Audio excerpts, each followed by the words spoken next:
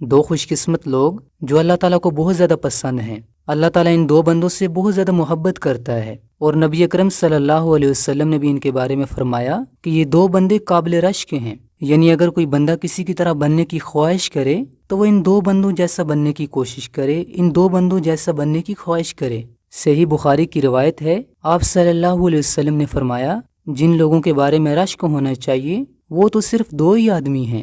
پہلے آدمی کے بارے میں فرمایا، وہ بندہ جس کو اللہ تعالیٰ نے قرآن مجید کی نعمت عطا کی ہو اور وہ دن رات اس کی تلاوت کرتا ہو، اس کی تلاوت میں مشغول رہتا ہو۔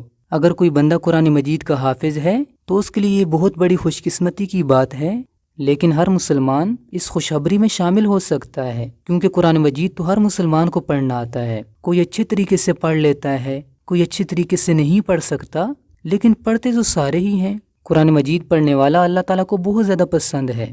جو کوئی مسلمان قرآن مجید کی تلاوت کرتا ہے وہ اس خوشخبری میں شامل ہے، چاہے وہ تلاوت زیادہ کرتا ہے تھوڑی کرتا ہے، اور وہ لوگ جو قرآن مجید کو سمجھتے ہیں، اس پر عمل کرتے ہیں، وہ بھی اس خوشخبری میں شامل ہیں۔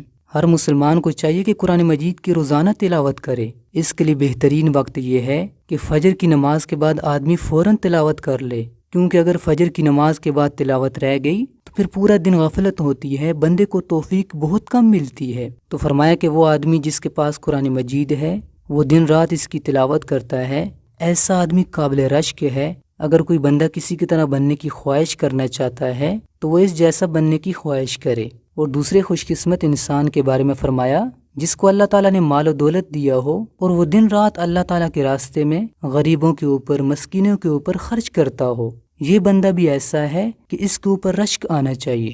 ویسے تو مال و دولت کے اوپر قیامت کے دن حساب ہوگا، لیکن جو مال و دولت اللہ تعالیٰ کے راستے میں خرچ کیا، صدقہ کیا، زکوٰۃ نکالی، غریب لوگوں کو دیا، ضرورت مندوں کو دیا، اس کے اوپر اللہ تعالیٰ اجر عطا کرے گا۔ جو لوگ اللہ کے راستے میں بہت زیادہ خرچ کرتے ہیں ان کو پھر اللہ تعالیٰ بہت زیادہ دیتا ہے۔ ظاہری طور پر تو ایسے لگتا ہے کہ ان کا مال و دولت کم ہو رہا ہے، لیکن کم نہیں ہوتا، اس میں اللہ تعالیٰ برکت ڈال دیتا ہے، اس سے کئی گنا زیادہ اللہ تعالیٰ بڑھا چڑھا کر دیتا ہے۔